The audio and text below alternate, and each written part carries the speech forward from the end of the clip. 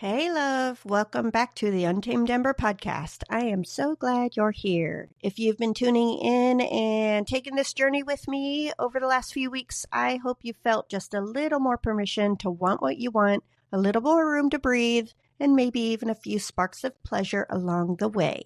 And if you're brand new, hi, I'm Dr. Misty. I'm a certified sex therapist and the founder of Untamed Ember, where we explore radical self-discovery, pleasure reclamation, and the joyful, sometimes messy process of unlearning the stuff that keeps us small. This podcast is where we get real about sexuality, shame, desire, trauma, body connection, kink, neurodivergence, all of it. And we do it with a little science, a little sass, and a whole lot of curiosity. Today, we are diving into a big one, the myth of earned pleasure. You know the one. I'll rest when I finish this. I'll feel good later.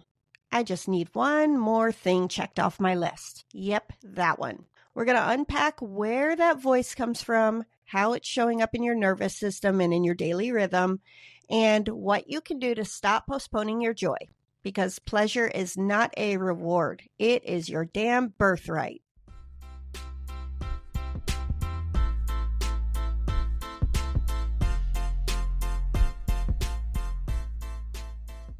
So let's talk about one of the most toxic stories so many of us were handed, and that's this idea that pleasure has to be earned. You know the script, right?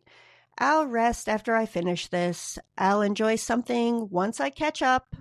I don't have the time to slow down right now. I just need to push through. Does that sound familiar? Yep, we've all been there. Me too. This myth runs deep. And it's not just personal, it's cultural. It comes from hustle culture, from capitalism, from purity culture, and gender scripts that tell us to be small, productive, polite, and self-sacrificing. We've been taught that rest is a reward and pleasure is indulgent, not something your body actually needs. But here's the thing. Your nervous system, it does not operate on guilt-based timelines. It doesn't care if your inbox is at 0. It doesn't care if you hit every checkbox on your planner. It just knows whether or not it's regulated. And pleasure is a key part of that regulation. Now, here's the thing. Even as a sex therapist, someone who teaches people every day how to listen to their bodies, to honor their desires, and to rest and regulate, I still fall into the same trap.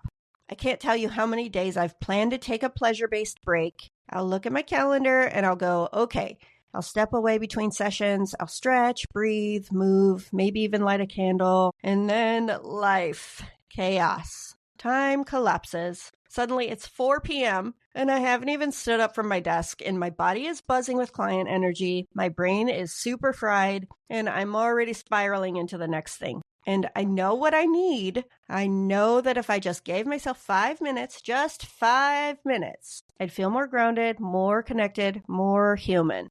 But sometimes I skip it anyway. Not because I don't believe in it and not because I'm lazy, but because that old voice creeps in. Just get through it. Be productive. You can rest later. Except that later never comes. And by the time I could rest, I'm too depleted to enjoy any of it. Too numb to connect, too disconnected to want touch or pleasure or even softness. It's that weird moment where the day is technically over, but your body's still in this go mode and your brain feels like a marshmallow. Do you ever have that where you finally sit down and then it feels like you don't even know what you want anymore? I hate that moment because it's not just exhaustion, it's a signal, a message from my body saying, hey, you skipped me again. And I'm practicing, not perfectly, but intentionally, showing up for myself in those tiny moments. I'm learning that I don't need to earn 5 minutes of slowness. I don't need to justify why I want to feel good. I just need to decide that I'm worth that pause.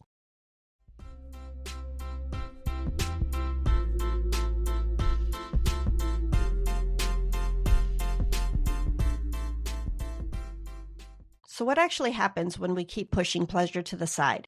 When we treat it like a bonus, something that maybe we'll get to after everything else, your body, it shuts down. Your nervous system, it stops trusting you. And your sense of connection to yourself and to your desires and your turn-ons, it all starts to fade. You start to feel numb, not always dramatically, but subtly. Things don't taste as good. Touch doesn't register the same way. You scroll through pleasure ideas that should sound exciting and feel absolutely nothing. That numbness, that's not a flaw. It's a survival response. Your body is saying, if you're not going to give me consistent moments of safety and joy, I'll stop asking.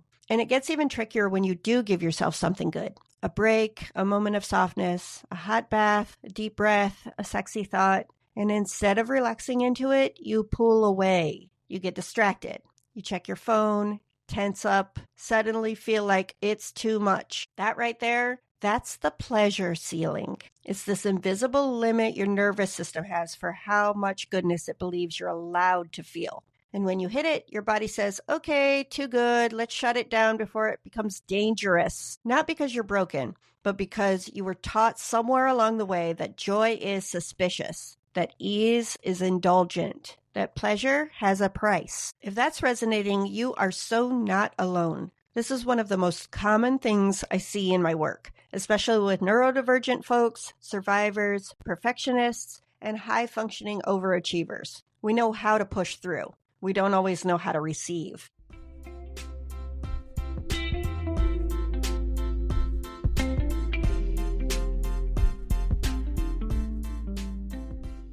The good news, that ceiling isn't permanent. It can stretch, it can soften.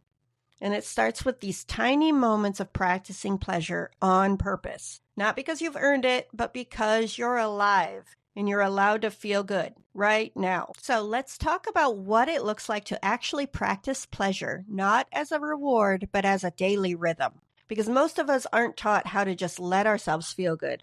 We know how to schedule, how to push, how to produce, but receive, that's a whole skill set. And like any skill, it takes practice. So here's what I want to offer. Not a perfect routine, not a one-size-fits-all pleasure ritual, but a menu of micro pleasures. Tiny sensory-rich moments you can choose from throughout your day to help your nervous system feel alive and safe. So first, let's start with some morning pleasure moments. Here's some things you can try in the morning right as soon as you wake up, before you even get out of bed. Before you touch your phone, try to touch your body. A slow hand on your chest, a soft sweep over your skin. No performance, just presence. This doesn't have to be sexy at all. Another thing to try, you can try to scent your morning. Try an essential oil or some kind of a favorite perfume, some scent that really gets you going, makes you really happy and feel joy. You can put it on your wrist, breathe it in, just make it intentional. And a third one, maybe try putting on some music that makes you feel like a whole experience. And then midday, somewhere in the afternoon, maybe at lunchtime, let's try a pleasure reset. Step outside and feel the air on your skin, real air, not recycled stress air. And another thing you can try, do a 2-minute sensual stretch. Just feel it all through your body. Stretching like a cat does, not like a yogi. You don't have to do this perfect. Feel it from the inside and just stretch everything out. And a third one, this is one that I love. Lay on the floor and hum. That hum, it stimulates your vagus nerve. And also, it just feels really good. And then in the evening, it's time for some reconnection time. So instead of collapsing into your couch, try changing into something that makes your body say yes. Soft fabric, bare skin, something sensory. Another thing you can try to do in the evening, slow down one part of your evening. When you're eating, when you're showering, even if you're scrolling, you can do this with pleasure. And a third thing you can try, ask your body, what would feel good right now? Just let the answer be enough. Now, if you really want to dive deeper into this work, I created a companion worksheet for you this week. It's called Build Your Daily Pleasure Ritual, and it'll guide you through choosing one pleasure-based anchor for morning, midday, and evening, mapping your current guilt patterns around pleasure. There's a mini journaling section called Pleasure Without Performance. Plus, there's a printable menu of sensory rituals to spark new ideas. So if you're feeling called to explore this more intentionally and want a structure to hold on to while you do, head over to the Untamed Ember site and grab this week's worksheet. Remember, you don't have to do this perfectly. You just have to start showing up for yourself in ways that say, I'm worthy of feeling good now, not someday, today.